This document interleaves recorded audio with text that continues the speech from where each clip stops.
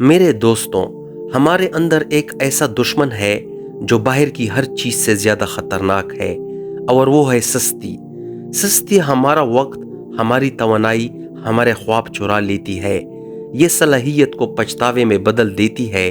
نبی کریم پاک صلی اللہ علیہ وسلم نے ہمیں اس کے خلاف ایک طاقتور دعا سکھائی: اللہم انی اعوذ بک من العجز والکسال۔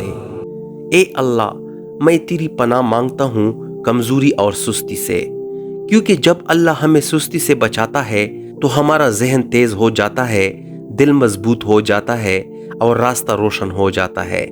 ہمارا ہر قدم ہمیں دنیا اور آخرت کی کامیابی کے قریب لے جاتا ہے۔